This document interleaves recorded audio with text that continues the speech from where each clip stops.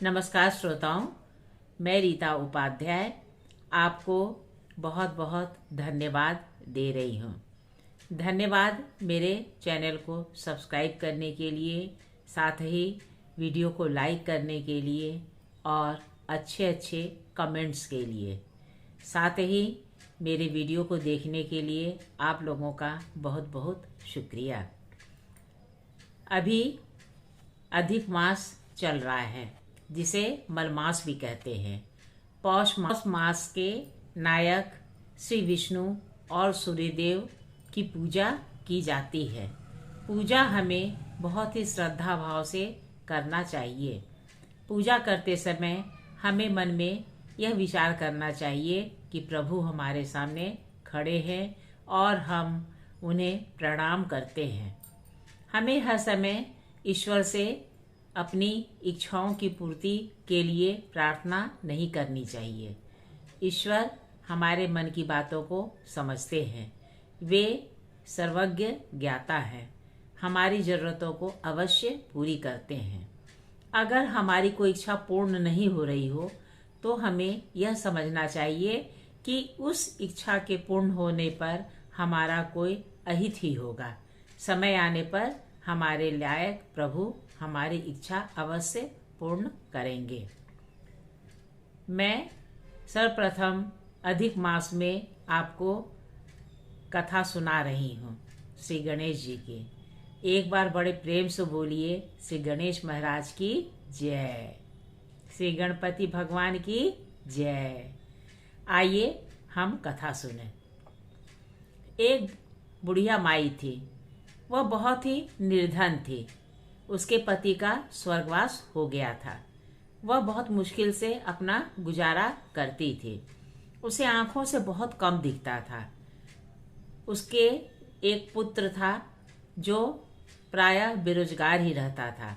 छोटी मोटी नौकरी करके वह कभी कभी अपना गुजारा कर लेता था। उसकी एक बहू थी।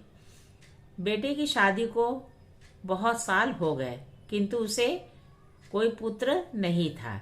यह अभाव भी पूरे परिवार को बहुत खलता था। बुढ़िया माई की बहू बहुत धर्मपरायणा थी। वह अपने सास का बहुत ही सम्मान करती थी और यथासंभव उनकी सेवा शुश्रूषा किया करती थी। बुढ़िया माई गणेश भगवान की बहुत भक्त थी और उसने मिट्टी से गणेश जी की एक मूर्ति बना रखी थी। वह सुबह शाम गणेश भगवान की पूजा करती थी और अपने भोजन में से कुछ हिस्सा एक साधु को दे दिया करती थी, जो प्रतिदिन उसके दरवाजे पर भिक्षाटन के लिए आया करता था। इसी तरह दिन बीत रहे थे। कभी कभी बुढ़िया माई को लगता था कि काश उसके पास पैसे होते तो वह भी चांदी या सोने की गणेश की मूर्ति बनवाती और उसकी पूजा किया करती। लेकिन उसने अपने मन को समझा लिया कि भगवान तो हर जगह बसते हैं, चाहे बहुमूल्य मूर्तियों में हो या फिर मिट्टी की मूर्ति में। बुढ़िया का नित्य का कर्म था सुबह उठकर नहाना, सूर्य को अर्घ्य देना, तुलसी पूजन करना और फिर पास में ही एक छोटे से मंदिर में जाकर पूजा करना। बुढ़िया माई को ठीक से दिखता नहीं था, इसलिए वह धीरे धीरे सड़क के किनारे चला करती थी। लोग उसके बारे में जानते थे, इसीलिए कभी कोई सवारी आती तो लोग उसे पकड़कर सड़क के किनारे कर दिया करते थे। इसी तरह से माई जाती गणेश भगवान के मंदिर में और वहां भगवान से प्रार्थना करती थी और पूजा पाठ करके चली आती थी। एक दिन माई नित्य के कर्म के अनुसार वह मंदिर जा रही थी। रास्ते में राजा का रथ आ रहा। लोगों ने बुढ़िया माई को एक किनारे कर दिया। राजा का जो सारथी था उसने कहा कि अरे माई, रोज मंदिर जाती हो, क्यों नहीं गणेश भगवान से अपने आंखों की दृष्टि मांग लेती हो। बुढ़िया माई ने सोचा कि हाँ, ये भी सही है, लोग सही कह रहे हैं। एक दिन राजा की सवारी आ रही थी। सारथी जो रथ चला रहा था उससे बुढ़िया माई टकराते टकराते किसी तरह बच गई। कोचवान ने कहा कि माई, तुम रोज मंदिर जाती हो, क्यों नहीं अपनी आंखों के लिए दृष्टि मांग लेती हो? किसी दिन तुम ऐसे ही किसी वाहन के नीचे दब जाओगी। बुढ़िया माई ने कुछ नहीं कहा। वो मंदिर गई और मंदिर में जाके बोलने लगी, गणेश भगवान, देखो मैंने आपसे कभी कुछ नहीं मांगा, इतने दिन हो गए, लेकिन आप सुनते ही नहीं हैं, समझते ही नहीं हैं, आप मुझे कुछ भी नहीं देते हैं, लेकिन आप मुझे कुछ प्रदान करिए। सर्वप्रथम तो आप मेरी दृष्टि ठीक कर दीजिए। उसी समय गणेश भगवान प्रकट हो गए। बूढ़ी माई समझ नहीं पाई, पूछा कि आप कौन हैं, क्योंकि गणेश भगवान साधारण वेशभूषा में थे। तो कहा गणेश भगवान ने कि मैं वही हूँ जिसकी पूजा तुम रोज करती हो। बुढ़िया माई ने कहा, अच्छा तो मुझे कोई वरदान क्यों नहीं देते? गणेश भगवान ने कहा कि ठीक है, मांग लो, बस लेकिन तुम्हें एक ही वर मिलेगा और तुम जो चाहे वह मांग लो, लेकिन शीघ्रता से बता देना।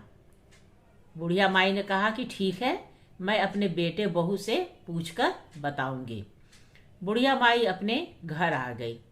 उसने अपनी बहू से इस बात का जिक्र किया तो बहू ने कहा कि अम्मा देखो, इस घर में एक छोटा बच्चा आना चाहिए, घर कितना सूना सूना लगता है, क्यों न तुम पोते के लिए वरदान मांग लो। पड़ोस में उसकी सहेली रहती थी। उसने कहा कि देखो, तुम अपनी आंखों के लिए दृष्टि मांग लो, तुम्हें दिखता नहीं है, पता नहीं तुम कितने दिन जियोगी, इसी तरह से अंधी ही रह के जियोगी क्या? माई ने फिर अपनी बहू से पूछा।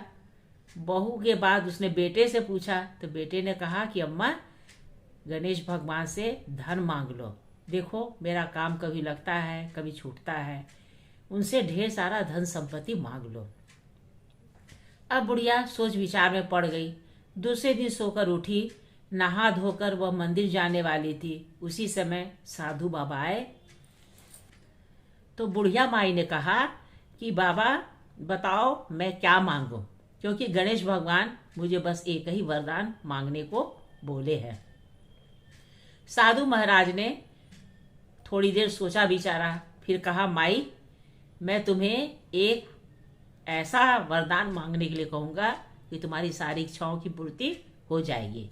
फिर साधु बाबा ने धीरे से बुढ़िया माई के कान में कुछ कहा। बुढ़िया माई सुनकर एकदम खिल उठी। वह दूसरे दिन किसी तरह जल्दी जल्दी मंदिर गई। उसी समय गणेश भगवान प्रकट हो गए।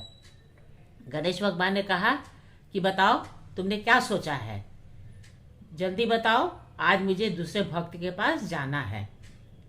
बुढ़िया माई ने कहा कि हे गणेश भगवान, आप मुझे एक सुंदर सा पोता दीजिए जिसको मैं अपने शानदार हवेली में सोने के कटोरे में दूध चावल अपने गोद में बिठाकर खिलाऊं। यह सुनते ही गणेश भगवान ठठाकर हंस पड़े। बोले, माई तुम बहुत चालाक हो, एक ही वरदान में तुमने अपनी सारी इच्छाओं की पूर्ति पा ली। कहा कि ठीक है, जाओ, आज तुम जाओ और तुम्हें सब कुछ ऐसा ही मिलेगा जैसा तुमने मांगा है।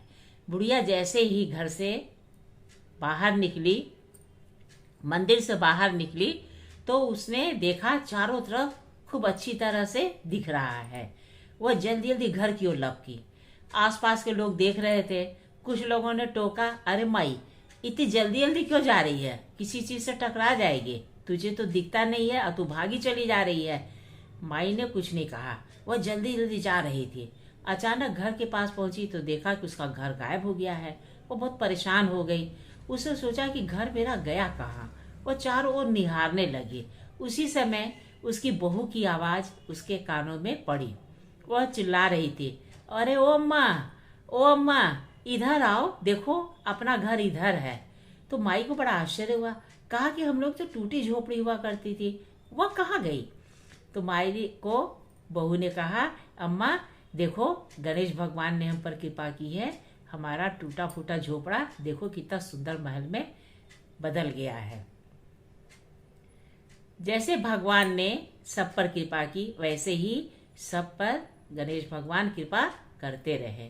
जिस तरह से बुढ़िया माई के जीवन में सुख और चमत्कार हुआ, ईश्वर करे मेरे सभी श्रोताओं के जीवन में भी ऐसा ही चमत्कार हो, वे धन धान्य से पूर्ण हो जाएं।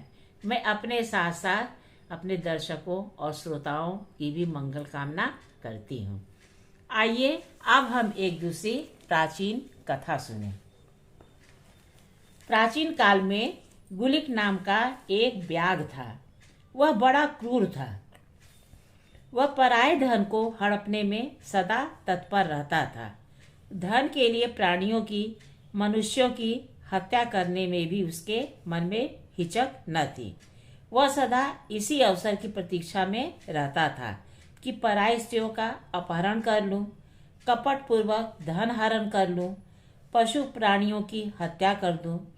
धन के लिए ब्राह्मणों को भी मारने से वह चूकता नहीं था। देव संपत्ति को हड़पने में भी उसे सुख का अनुभव होता था। किसी भी प्रकार के पाप कर्म करने में उसे ग्लानि नहीं होती थी। इसी पापपूर्ण धन से वह अपने परिवार का पालन पोषण करता था। एक दिन गुलिक व्याघ्र धन की खोज में अपने आवास स्थान से बहुत दूर निकल गया। मार्ग में उसे उपवन में एक भव्य विष्णु मंदिर देखा। वह मंदिर कई स्वर्ण कलशों से सुसज्जित था। भारी भारी स्वर्ण कलशों को देखकर गुलिक का पापपूर्ण मन नाच उठा। वह उन्हें लूटने की योजना अपने मन में बनाने लगा। इसी उद्देश्य से उसने मंदिर में प्रवेश किया। यहाँ उसे एक ब्राह्मण देवता के दर्शन हुए। तपस्या के तेज से ब्राह्मण का मुखमंडल प्रकाश युक्त था। उस पर ज्ञान एवं प्रकाश की आभा छिटक रही थी। भगवान विष्णु की सेवा ही उसके जीवन की निधि थी। वे सदा सेवा में तत्पर थे। उनका हृदय दया से भरा था। सेवा कार्य से निवृत्त होने पर वे भगवान के ध्यान में तल्लीन रहते थे। उनका नाम था उतंग। गुलिक ने चोरी के दृढ़ निश्चय से ही मंदिर में प्रवेश किया था। उसने सोचा कि उतंग ऋषि ही मेरे मार्ग के बाधक हैं, अतः उन्हें मारने के लिए उसने तत्काल अपनी तलवार निकाल ली और उन पर आक्रमण कर दिया। उसने उनकी जटा को पकड़कर धरती पर पटक दिया। उनकी छाती पर पैर रखकर वह उन्हें मारना चाहता था कि मुनि की विनम्र निष्कपट वाणी उसके कानों में पड़ी। उन्होंने कहा, मनुष्य जब तक धन कमाता है तभी तक भाई बंधु उससे संबंध रखते हैं, परंतु इहलोक और परलोक में धर्म ही सदा उसके साथ रहते हैं। वहां दूसरा कोई साथी नहीं है। मुनि की विनम्र गूढ़ वाणी सुनकर गुलिक ठिठक गया। उसके हाथ रुक गए। सत्संग की बड़ी महिमा है। भगवान की महती कृपा से ही संतों के दर्शन एवं उनका सत्संग प्राप्त होता है। दुष्ट जनों को सुधारने का सत्संग ही महारसायन है। दुष्ट सत्संग पाकर सुधर जाते हैं। पारस लोहे को स्वर्ण बना देता है और सत्संग दुष्ट को निर्मल कर देता है। मुनि तंग ने निर्भयता से गुलिक से कहा, भैया, मैंने तुम्हारा क्या अपराध किया है? मैं तो सर्वथा निरपराध हूँ और भगवान विष्णु की शरण में हूँ। भगवान तो सबके हितकारी हैं और सदा ही अत्यंत प्रिय हैं। फिर क्यों न तुम सर्वभयहारी प्रभु की शरण में जाते हो? वे दीन बत्सल सदा के लिए तुम्हें अभय कर देंगे। भैया गुलिक, शक्तिशाली पुरुष तो अपराधियों को, पापियों को भी नहीं मारते, फिर तुम क्यों मुझे व्यर्थ मार रहे हो? सज्जन पुरुष तो सताए जाने पर भी उसे मारते नहीं, क्षमा कर देते हैं। जिनकी बुद्धि सदा दूसरों के हित में लगी रहती है, वे पुरुष कभी किसी से द्वेष नहीं करते।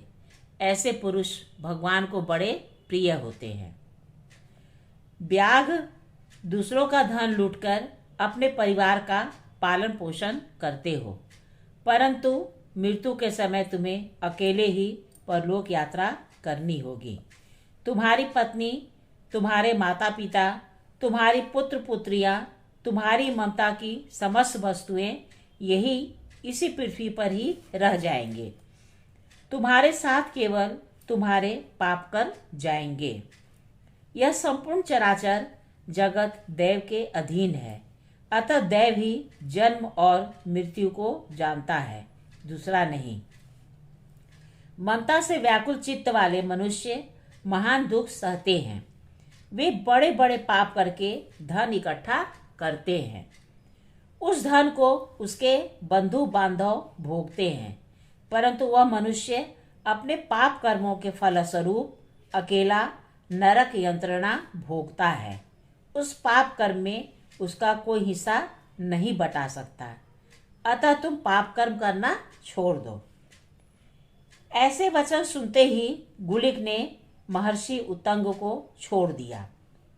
सत्संग, भगवत विग्रह एवं सत्य दर्शन का उसकी बुद्धि पर प्रभाव पड़ा। उसका हृदय अपने कुकृत्यों का स्मरण करके जलने लगा। तब गुलिक महर्षि के चरणों में गिर पड़ा और अपराधों के लिए क्षमा मांगने लगा। उसने कहा, विप्रवर, मैंने बड़े बड़े भयंकर पाप किए हैं। अब मेरा उद्धार कैसे होगा? मेरी अब क्या गति होगी? मेरी आयु व्यर्थ चली गई। आत्मग्लानि से पीड़ित गुलिक व्याध अपने आंतरिक संताप की अग्नि से झुलसने लगा और उसने उत्तंग मुनि के चरणों में ही अपने प्राण त्याग दिए। मुनि का हृदय दया से द्रवित हो गया। उन्होंने भगवान विष्णु के चरणोदक से व्याध का संपूर्ण शरीर सींच दिया। चरणोदक के प्रभाव से एवं संत के स्पर्श से व्याध के समस्त पाप नष्ट हो गए। वह भगवान विष्णु के चरणों का अधिकारी हो गया। तब वह व्याध अपने दिव्य मुनि उत्तंग पर पुष्प की वर्षा करते हुए, उनका गुण कीर्तन करते हुए विष्णु धाम में चला गया। जो मनुष्य किसी के संग से, स्नेह से, भय से, लोभ से अथवा अज्ञान से भी भगवान विष्णु की उपासना करता है, वह अक्षय सुख का भागी होता है। भगवान विष्णु का चरणोदक अकाल मृत्यु का निवारक, समस्त रोगों का नाशक और संपूर्ण दुखों की शांति करने वाला माना गया है। मेरे सहृदय श्रोताओं, कहिए आपको यह कहानी कैसी लगी? अगर अच्छी लगी हो तो कृपया लाइक और सब्सक्राइब कीजिएगा। नमस्कार।